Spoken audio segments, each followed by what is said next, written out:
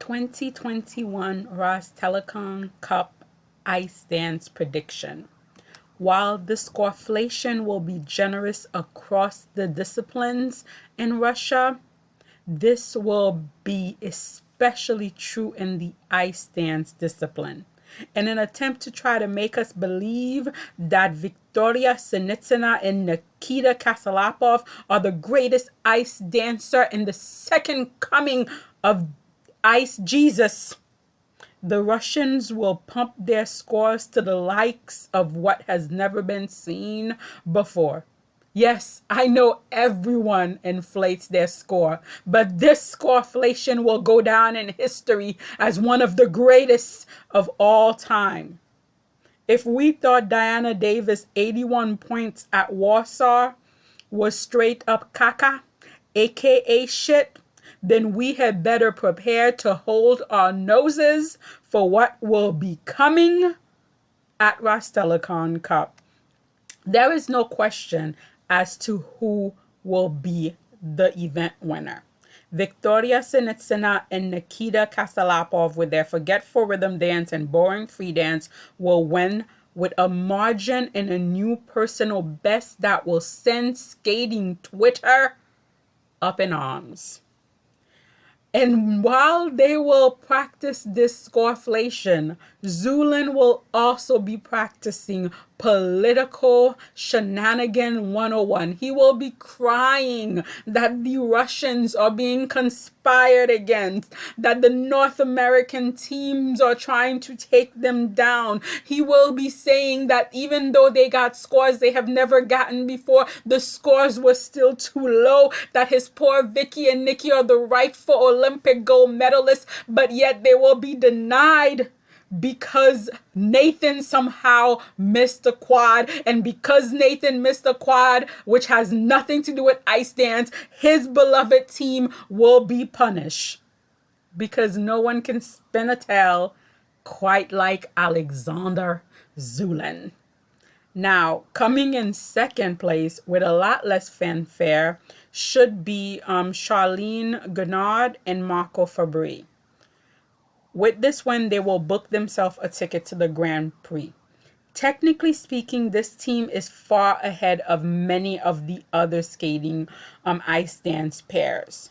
However, they are not a really well-matched pair, and while you can tell they are hard workers, their materials, especially that Michael Jackson rhythm dance, is just not it. It is just not it. And add to that, their long program is also very forgetful. Unfortunately, this is a team that I have never been able to personally connect with. And I feel like the kind of material that they got this season for it being an Olympic season also did not help their cause.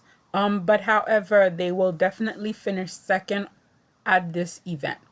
Rounding out the podium should be Lawrence Fortier-Baudry and Nikolai Sorosin.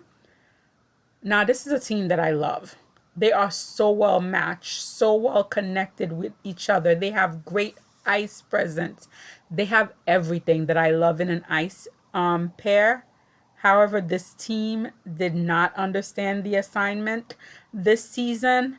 They did not realize it was an Olympic season, and their material is just not it. The rhythm dance is basic. It's not awful. It's not great. However, the free program is intellectually above me, quite frankly. I'll just say it. It requires me to think too much. I want a program that lets me feel, that is visually pleasing, that is emotionally driven, whether it takes me to someplace dark, someplace light, someplace passionate. I do not want a free dance where I require an essay explanation. And unfortunately, their free dance is one of those. While I love everything about this team, I feel like for an Olympic season, they got both of their program wrong. And I'm very sad to see that because I adore this team. In fourth place, I have Sarah Hurtado and Kirill Kalavin. If Zhulin has this way and the politicking plays out right, they may make it onto the podium. I have them in 4th place, but Zhulin might be able to pull some more shenanigan and get them onto the podium. Again, I cannot state enough how fabulous Sarah looks. That little black dress that looks like it's painted on her, the hair, the makeup, she just exudes sexy. She exudes confidence.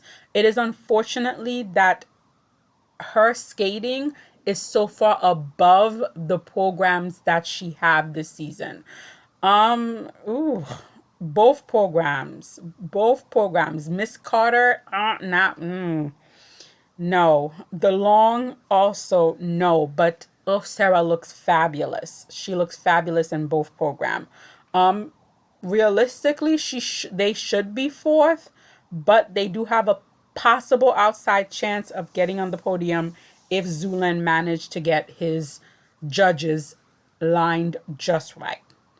In 5th place, I am putting Caitlin Hawaii and Jean-Luc Baker.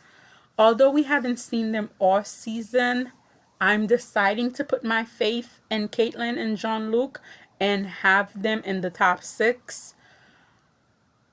They have lost a lot of ground and they have a lot of work to do. I can only pray that they have amazing materials that will help them catch up, because the other young American teams have really eaten up a lot of ground that Caitlin and Jean-Luc have earned over the years. I'm really like, out of the 3 teams coming out of Canada for the US, Caitlin and Jean-Luc are the team that I'm most fearful of that might get knocked out. For now, I have them on 5th place, and we'll have to wait and see how their materials are. Rounding out the top 6 are Anastasia Kostapsova and Kirill Aleshin. I want to take a second to give props to Anastasia's mother, because Mrs. Kostosov showed balls of steel by calling out the caca, aka shit, that is going on in Russian ice dance right now. Bravo, bravo. I mean, she is fighting for her daughter. The same way E30 is fighting for her daughter, this mother, who is obviously way less powerful, is also fighting for her daughter. The skating world is the way it is, not because of the cheating judge, not because of the politicking.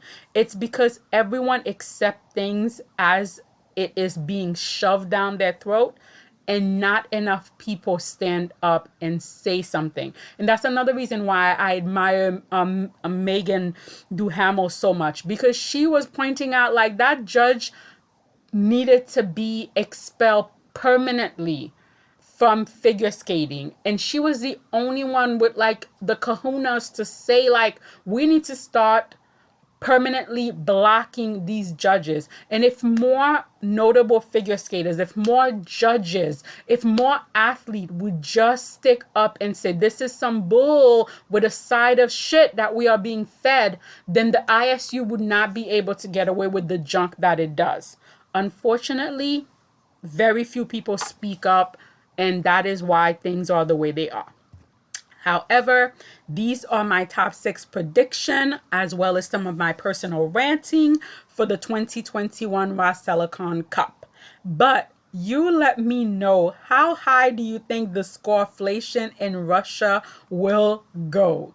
Please leave me a comment.